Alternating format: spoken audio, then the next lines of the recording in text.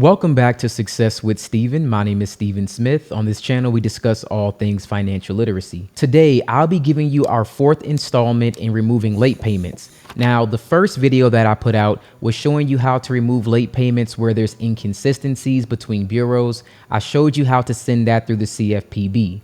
Then I did another update on that same method, but instead I showed you how to use rising.com in order to complete that dispute in case the CFPB was no longer effective. Then most recently, I've shown you how to remove late payments when there's no inconsistencies, meaning between all three bureaus, the information is still reporting correctly. And then I showed you how to send that through the CFPB.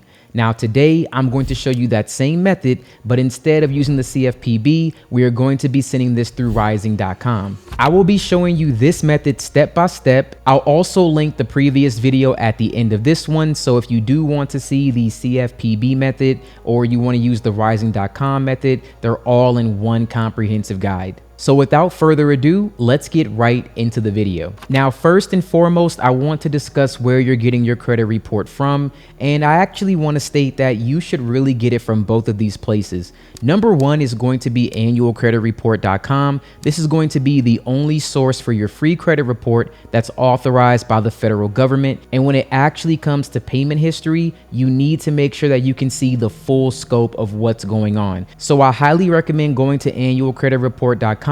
You can get your weekly report for free once a week at the time of recording this video. Now, my other recommendation is rising.com. You can start a free trial for $1. The link will be down in the description. And of course, you need to be signed up for Rising in order to send your dispute using this method. Not only that, but Rising does offer you a tri-merge credit report that does put all of the accounts side by side. This will combine all three major credit bureaus, Experian, Equifax, and TransUnion, into a single comprehensive document. And it does make it easier to review your accounts and actually show the information that's inaccurate from the credit bureaus. Now, in this particular situation, we're not looking at any inaccurate information. However, it is easier to see all three credit bureaus side by side when you use it on rising.com, as well as using the dispute hub in order to actually get this information updated. Now, let's take a look at this screenshot from rising.com. As you can see, this will be an account called Still Lending Group. And for this individual, this account only reports to Equifax. Now, as you can see here from the payment history, there were 2 late payments on this report, and that was in December of 2025 and January of 2026. Again, we have no other bureaus to compare this to, and then it goes 30, 60, and then one on-time payment in February. So without having any inconsistent information to actually, match this to, with it only being this one account and it being consecutive and reported accurately, we have to find a way to update this account information. So the next thing that I'm going to do is actually show you the verbiage that we're going to use to get this account updated. So this is the exact same verbiage from our previous video, but let's go over this one more time. So in order to get this updated, we actually just need to challenge this account. Now, one of the rights that you have from the FCRA, which I've been going over throughout our various videos, that's going to be the Fair Credit Reporting Act, is that as long as you have reasonable cause to believe an account could be inaccurate, it is your consumer right to dispute that account. And this will be exactly what we're going to use to get this account updated, even if we don't have any proof that the account is inconsistently reporting between bureaus. So for round number 1, this is what we're going to send. I recently reviewed a copy of my credit report and noticed an account that was not reporting accurately. I had 2 late payments on an account that was in fact paid on time. The consumer reporting agencies need to report all information with complete accuracy. This account has not been late on payments, and I've attached a copy of my report to this complaint on the following dates, or date, which you can insert, 1. I like to do 1 at a time, but the most that you can possibly do is 2 at a time. My recommendation is doing 1 at a time. And now I'm requesting you investigate this account and update these payments to paid on time immediately. Thank you for your understanding and promptness. Okay, so this is round 1 that we would send. Now, the reason why we send this round and the reason why I, like to send it is because a lot of the times, especially with, let's say, closed accounts or very old late payments, you probably will not get a response. They have to respond to this and actually acknowledge and verify the information. If they don't, you'll automatically receive an update. but let's say that they do. We then would send round number 2. Now for round number 2, I am now requesting proof of the previous investigation. So previously we asked them to investigate this account. I'm asking that you send your method of investigation along with all the records of who you spoke with, their business address, name and phone number, as well as documentation that proves this account was late. If you cannot provide me with this information in 15 days, please update the account to Paid Never Late and send a copy of my updated credit report. So here's the thing about credit repair that I think will confuse a lot of people. It's not really so much what is true, it's what can be proven. So when it comes to information on your credit report, again, as long as you actually believe that, let's say, the information is not being investigated properly, which is usually the case, and it cannot be proven because the investigation never actually happened, I can request information that has to prove that this did in fact occur. And if I don't receive that with some piece of verifiable information showing that this is in fact true, it can be updated. Now, does that mean that 100% of the time this now works? Absolutely not. Every creditor is different. Everyone will have a different experience for this. So this is just one way that you can get late payments updated. My previous method I love because it usually works out very well, especially when you have inconsistent information. With this one, it really depends on the creditor and exactly, if they respond in kind, if they respond in a certain period, if they actually have verifiable information, if the credit bureaus, depending on when they reached out, all of that can really make a difference with this particular method. Now, I'm sure you're asking, well, what if I send round number 2 and it's still not updated? Well, then for round number 3, you have to ask for more specific documentation. Ask them for the exact statement where it actually showed that you were late. Ask them for a notarized transcript of the previous company that you spoke with because you spoke with them and they're saying they never actually spoke with the credit bureaus. So that's just one example of something that you can actually use in order to get the account updated, because it's not so much that you're trying to get them to just simply update the late payment. What you're trying to do is to get them to slip up with saying that they did something that they did not actually do, and then ask them to provide you with proof of that. When they can't do that, as a default, the only thing left to do is just to update the account. And that's what we're trying to do here. Now, again, the older your late payment, the more likely it is that this will happen. If not, you have to get more specific and more creative with the documentation that you're requesting. So now that we have an idea of what we're going to be doing, let's go over to rising.com so we can get this late payment updated. So currently we are on rising.com. If you're already a member, then you can just click on log in. But if you're not a member yet, you can click on get started. Once you click on get started, you'll be asked to enter your first name, your last name, your email address, and of course, you'll create a password. Now, I always recommend use a current email. They'll also need your current address, and that needs to be an address that you've been at for the last 6 months. If not, if it's a brand new address, please use your previous one. Once you actually do that, you'll see that there's a $1 trial for you here. That is for 7 days. After that, it goes back to the regular price of $39.99. But with that, you get your unlimited dispute letters, you get your utility and rental reporting, you also get your personalized game plans, and then your interactive credit review scores, and a whole lot more. Now, once you agree and you click on next, you may also be asked some security questions that will be used to verify your identity. Once you verify those questions, you should have successfully created your account. Now, once your account is created, there are a few different ways to access this platform. You can go back to the website. You can log in here. For our demonstration, I'll be doing it from my computer, so I'm going to use the website. You can also download the mobile app from the App Store or the Google Play Store. So I'm going to click on login to get us started here. And then once you go to the login page, you'll be brought here to member login. You'll be asked to enter your username, which should be the email address that you use to sign up.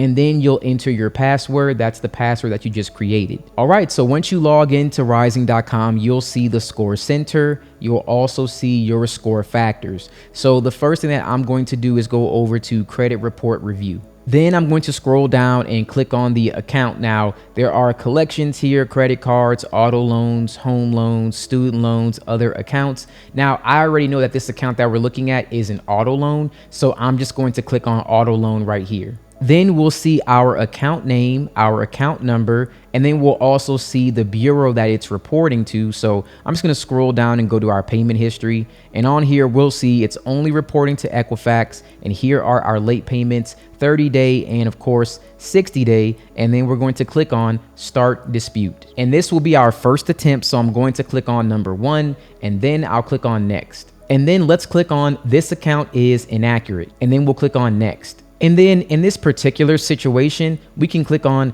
the payment history rating is incorrect. And then we can click on Next. And then we can add specific comments. And this is where we're going to put our round 1 dispute verbiage. Now, once we have all of our verbiage put in here, we can click on Finish. All right. And then once that's completed, we're going to click on Draft Disputes. And then we'll see our account here, Still Lending Group. And then we'll click on Generate Dispute Letters. And then we'll click Continue. And now when we go to preview our letter, it's going to say Still Lending Group. The payment history rating is incorrect. And then it's going to show our verbiage here, sincerely, and then your name. Now, I do want to preface this by saying, like, in the next, I would say 2 weeks or so, you should be able to send your disputes through rising.com. So be on the lookout for that. But in the meantime, now you'll need to actually take these letters. They'll create them for you. You could print them out and send them certified. So we're going to select Mark as Sent, and then we're going to select Certified Mail. And then we're going to choose the date that it was sent, and then that's it. So then now we would actually wait for a response that we would get from the bureaus. Now this can take around like 7 to, I would say, like 10 days. And once we get that response, then we'll wait to see what we do next. Now, let's say after round number 1, they actually just updated this information. Well, that would be great. We would have an updated late payment and we're good to go. But let's say that they didn't and we had to move on to round number 2. We would just repeat this same exact process, then send our dispute, mark it as certified like we just did, and then we would wait for our next response. And we would do this so on and so forth if we had to do like round number 3 or round number 4, and then just continue that process until that late payment was updated. All right, I want to thank you guys so much for watching this video. Just wanted to do a very quick short update. I might actually do a new late payment method that I've been seeing that has been getting some traction, but I just want to wait and see if it does improve before I actually present that to you guys. So be on the lookout for that. But the previous video and the other videos that I did before that, all of those methods work. It doesn't really matter. You can send it through the CFPB. You can mail a certified letter. Eventually, you'll be able to do the same with rising.com and send it online or mail it, whichever one you prefer. However, the most important thing is that you need to keep up with these disputes because, again, disputes don't always get updated just because you sent like a special verbiage or the right letter. That doesn't work the same way with every single creditor. Sometimes it gets updated simply because you stay consistent with the process and you kept trying to dispute the account, not sending multiple letters because that will get thrown out as frivolous, or sending multiple disputes simultaneously on the same account. You don't want to do that, but just because you stayed on top of it, and it only takes one time for them not to respond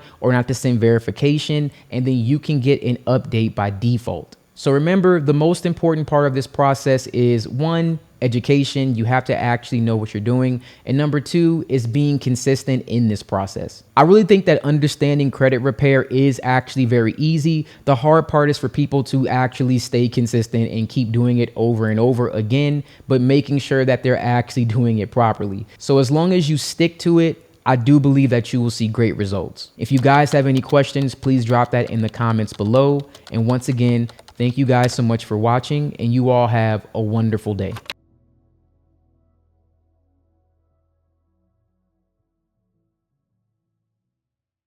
Welcome back to Success with Steven. My name is Steven Smith. On this channel, we discuss all things financial literacy. Today, I'm going to be giving you a step-by-step alternative method to removing late payments from your credit report in 2026. If you saw my previous video, I showed you how to correct late payments when you have inaccuracies across all 3 bureaus. Now, again, this will be an update to that method. If you don't have any inaccuracies on your credit report, this will show you how you can still get late payments removed. Now, if you want to see my previous video, I'm going to link that right here. Just like our video from before, this is not going to require you to call. It will not require you to send a goodwill letter. This will be, once again, a documentation manipulation-based approach that will focus on inaccurate reporting, but instead of it just being what you can see on your credit report, it will be verification, because that is the other thing that creditors need to uphold per the FCRA. And before we begin, just some disclosures here. I'm not your financial advisor. Nothing in this video is financial advice. This is educational content based on consumer rights, consumer reporting rules,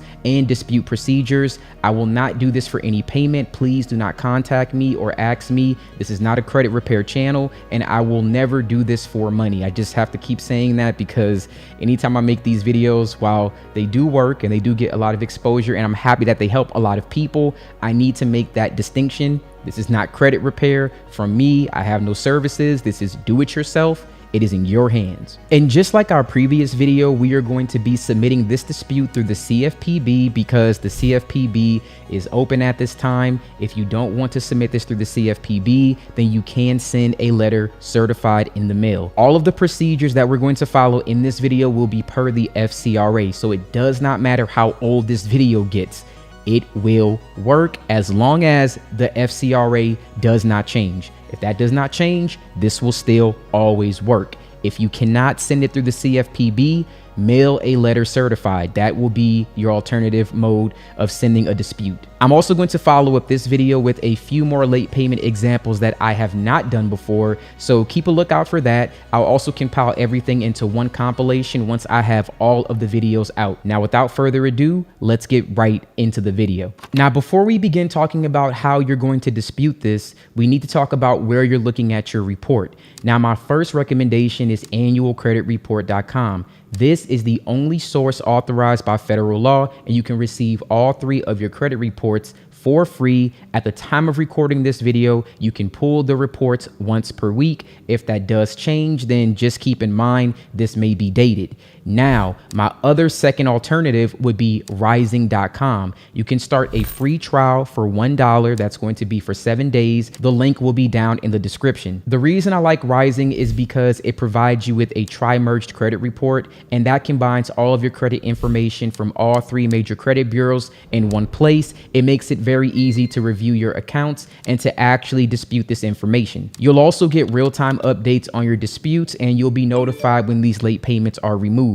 If you go the other route with annual credit report, it will be kind of hard to gauge when updates do happen, so Rising will come in handy. Now, for this particular method that we're looking at, in all honesty, you can just use a one bureau report strategy. All 3 of them do not have to be combined, but once again, it does help later on. As our previous method that we used, you can fall back on that in order for this method to work, and I'll get into that next. So currently we are looking at an example from a Capital One account that is old. This is from 2022. Now, as you can see on this account, I have 4 consecutive late payments: 30, 60, 90, and 120. Now, in the scenario that we're looking at, all 3 credit bureaus should have this exact same information. It should be whatever the account is with the exact same late payments. There should be no discrepancies between them. If you do have a discrepancy, then you want to check out my previous video first.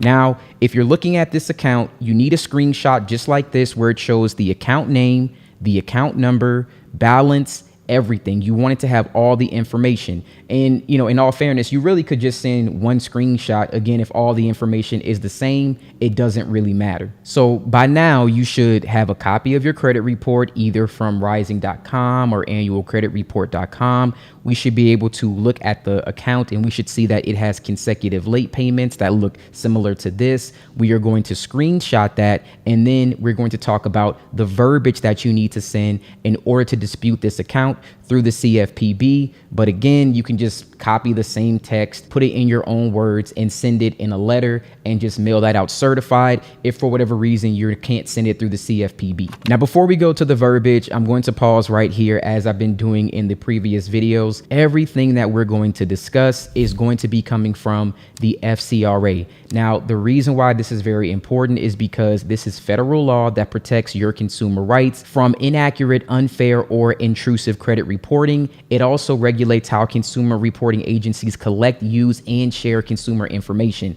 Now, this is the foundation of your rights. Now, right now, we're not really disputing that the information is inaccurate, right? What we are going to dispute is how is the information verifiable? And I got that from the FCRA. So the core idea, like I said before, is very simple. Consumer reporting agencies have to uphold accurate reports as accurate as humanly possible, but they also need to be able to verify that the information is correct. They have an obligation to investigate and correct any information if they do not have supported verification. And that's the part that a lot of people kind of miss. You're not disputing whether or not this information is in fact accurate. It might be accurate, but they have to be able to prove that to you. That is exactly what we're going to do here in order to get these late payments updated. Because the burden of proof, believe it or not, is not on you. It is on the consumer reporting agency or the creditor. They have to prove that this information is verifiable. It is your job to identify what's not verifiable and to provide a reasonable basis for what you believe is inaccurate. And again, in this specific method, we are going to be talking about the information that can't be verified on these late payments. So here is the verbiage that we're going to be using. Now, I recommend that you copy this and then maybe try to change the words up a bit. You can literally screenshot this, copy and paste it, put it into ChatGPT, Gemini, Claude, just tell it to rephrase this, and then it'll make some new verbiage for you. And then even after that, because if everybody else is doing it, you might want to go ahead and just change a few things here and there. All right. Now let's talk about round one. For round one, we're going to send this dispute through the CFPB, and it states, I recently viewed my credit report and noticed an account that was not reporting accurately. I had 2 late payments on the account and they were in fact paid on time. Now in this verbiage, I said 2. My recommendation is to do 1 at a time. Now, again, I know it says 2, but you can modify this. I just want to point that out right now because I see a lot more changes that come from disputing 1 late payment at a time instead of trying to dispute 2 at a time. And yes, if the information is the same between all 3 bureaus, you will be sending individual disputes. But the great thing about the CFPB, you can actually send all 3 simultaneously. So literally you send 1 dispute. And again, if we're disputing the same thing across 3 bureaus, you can actually send it to all 3 and just send 1, and it'll create 3 different complaints for you. So you don't have to do this 3 separate times. All right, now let's continue. Again, I know it says that I have 2 late payments, but you could put that I have 1 late payment on an account that was in fact paid on time. The consumer reporting agencies need to report all information with complete accuracy. This account has not been late on payments. I've attached a copy of my report to this complaint of the following date. Now you would then insert the date in the month. Now here is my recommendation. Pick the first date that shows 30 days late, and I'm going to tell you why that's so important. Let's say that you had a late payment on the first 30 days of, let's say, January of 2025, something like that, right? You would then say, hey, Experian, TransUnion, Equifax, because again, this will go to all 3. This 30-day late payment in January is not accurate. You would send this verbiage. Here's the month and the date. I want you to investigate the account and then update this payment to actually paid on time. Now, in a best case scenario, let's just say even one of them gets updated. Let's say Experian gets updated in January of 2025. Now that late payment is updated, right? It's going to show paid on time for Experian, late on TransUnion, late on Equifax. You can now watch my previous video where it actually shows you how to dispute these when they're inaccurate. Now you can send your Experian report to TransUnion and Equifax and say, hey, TransUnion, hey, Equifax, Experian shows my account is paid on time, but you're reporting it 30 days late. They're right, you're wrong. If the information is coming from the same source, it should be the same. Please update this to paid on time. Now, every single month in January for all 3 bureaus will show paid on time. And again, you only need this to work for 1 single account. It only has to work for 1. You can fall back on the previous method. Now you got all 3 of them changed. That would be awesome. Now, let's say that after you did round 1 for all 3, nothing got changed. That's when you would fall onto round 2 verbiage. So again, if you signed up for rising.com, you'll be notified when the investigation is complete. Once the investigation is complete and you see all the information is the same, nothing got updated, you would then send round 2. I am now requesting proof of the previous investigation. I am asking that you send your method of investigation along with all the records of who you spoke with, the business address, name, phone number, as well as documentation that proves this account was late. If you cannot provide me with this information in 15 days, update the account to paid, never late, and send me a copy of my updated credit report. I really want to explain why this is important. Once again, if they investigated the account, which normally they don't actually have an investigation, their procedural investigation literally is usually just them verifying that the account is yours, they'll say, yes, the information is accurate.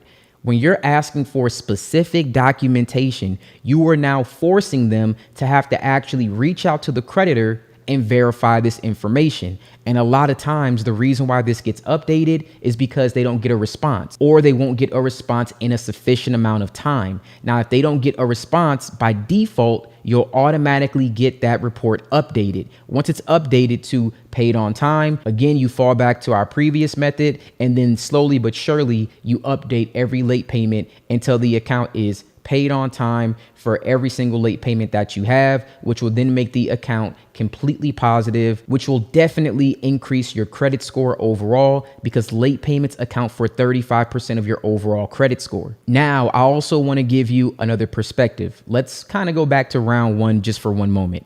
So let's say that you actually did get your report updated. I just want to give you like an additional dispute reason that you can actually use.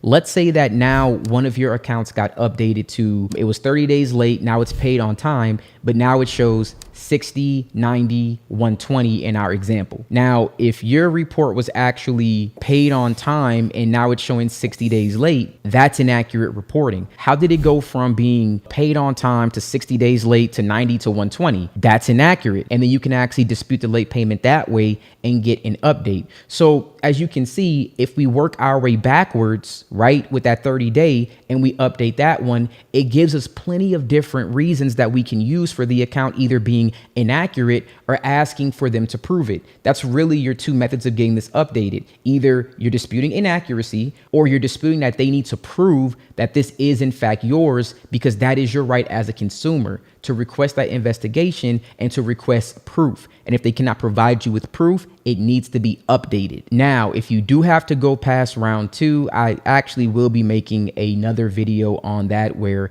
there will be some new methods that I have seen work that I will present to you. But for this video, let's say that you have to go past round 2 because you tried this, it still wasn't updated. You need to request more specific documentation. Ask them for a transcript of the conversation between them and the original creditor. You guys have to understand that the more specific the piece of information you ask them to present you, the more unlikely it is they will be able to get that information. And if they can't get that information, then you will get an update by default. That is why, when it comes to late payments, we can't always say that it will work out the exact same way, because it depends on the creditor. It depends on how busy the bureaus are. There are factors that are out of your control, which is why I tell people all the time when it comes to late payments and charge-offs, just stay on top of it. You have to just keep going. The more that you dispute, the more likely it is you will get the update. However, you can only dispute once the bureau responds. If you send multiple disputes before a bureau actually responded,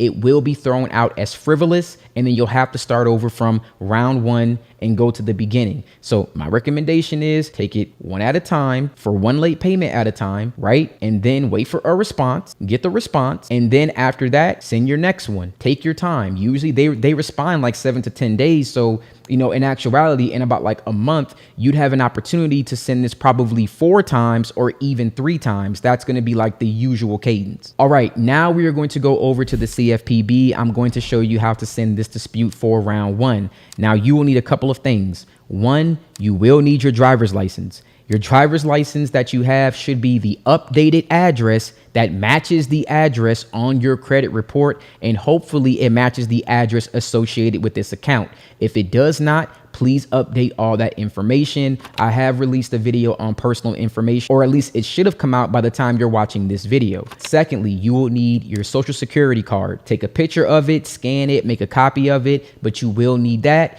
And third, you will need a proof of residency. That should match your driver's license, everything else. It should match the address on your credit report. It's very important that all this information matches. And then the very last thing that you will need is a picture of the report, which again, rising.com, annualcreditreport.com. These are all the documents that you would need. So if you haven't, gather all of those documents. You could put them in a folder that says disputes. And then we're going to take our verbiage for round one, and we are going to go over to the CFPB. Currently, we are on the CFPB website. That is consumerfinance.gov. The first thing that you'll do is scroll down to the bottom, and then you'll select Start a New Complaint. Now, Credit and Consumer Disputing Report Compliance Notice, and it says this consumer complaint portal is designed to help consumers, including resolve complaints against credit reporting agencies. Now, let's click on Proceed, and then let's click on Proceed, and then we'll click on I agree. So you'll fill this out if you don't have an account,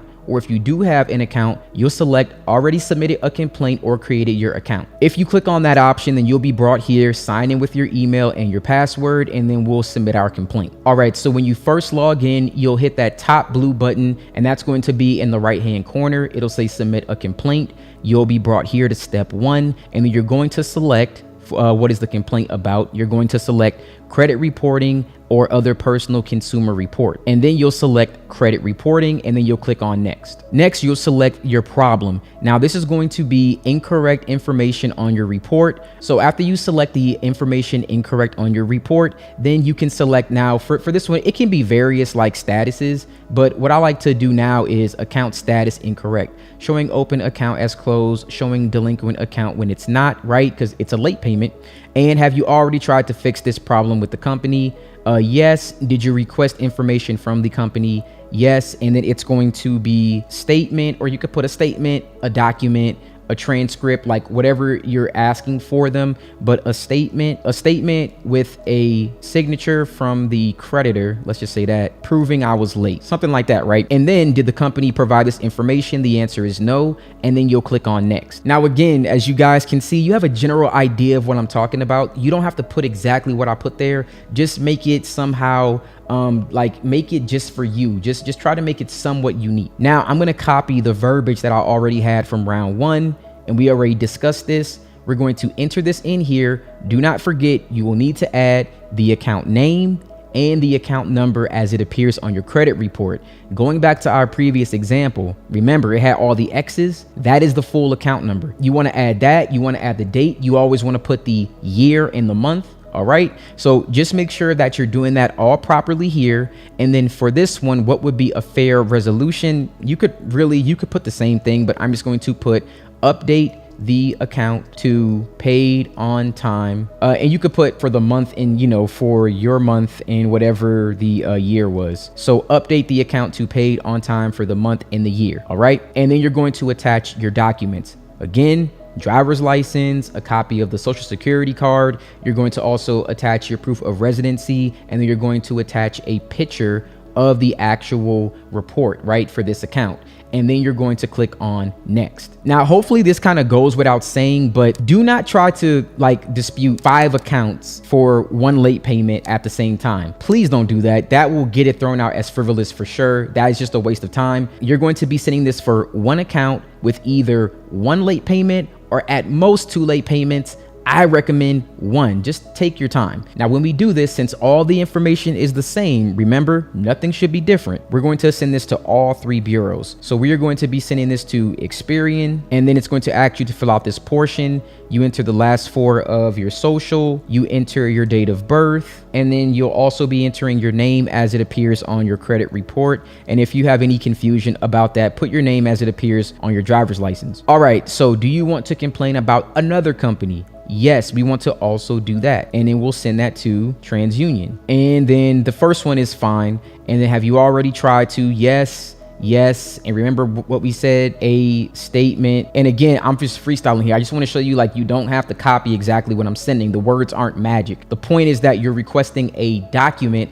that proves something. So a statement proving I was late with a signature from the creditor. I'm just putting the signature just because it requires them to do something more than just sending you a bill. You know, it requires more than that. Now, did the company provide this information? No. Now, we need this information to help the company find you in the system. And again, same exact thing, guys. Last four of the social, your date of birth, and then you're going to enter your name as it appears on your credit report. And again, any confusion, same as your license. Last company, we're going to hit yes. We're going to put Equifax for our last company. And first one that comes up is completely fine. Have you already tried to fix this problem with the company? Yes, yes. Statement proving late. We already know. Did the company provide this information? The answer is no. And then we're going to enter all of our information that they'll need to verify us. So we should be all done now. Now, this is submitting for one single account with one single late payment, but we can send it to all three bureaus simultaneously. Now, let's say that you'd like to do round one for 5 different accounts. You would then send round one 5 times through the CFPB, but it will send 3 different complaints. Now, once again, that is if the information is consistent across all 3 bureaus. All right. So you would end up sending for 5 accounts. You'll see 3 complaints that were created for each one because they're sending to all 3 bureaus. So at worst case, it's not like you have to do this like one at a time for each bureau, because that would require you to do it like what, 20 times if you have 5 accounts. Instead, you have to only do it 5 times, you know, because you send it to all 3. Then you would click on next. All right. And the last thing I'm going to show you here is that you need to click on myself. You do not want to submit this on anyone's behalf. I highly recommend that you don't do that. If you do, it'll probably get thrown out as frivolous. Once again, all of this is in the FCRA. If you have any questions, it lets you know that submitting information on someone's behalf, likely it will get thrown out. So if anyone is doing this for you, probably will never see any results anyway. So you'd be wasting your time, effort, and hopefully you're not wasting money. Now, once you click on myself, you will then get a review. The review just basically just shows all the information that we just put in. Review it, make sure it's all correct. If it is, you'll be able to submit this, and then you are done. Then you will wait for a response. Again, you may get a letter in the mail, or if you're on rising.com, if you have an account with them, then you'll get an alert when this is updated. All right, I want to thank you guys so much for watching this video. If you do have any questions, please drop them in the comments below. I will say though, if you look at previous comments and previous videos, you'll probably find your answer.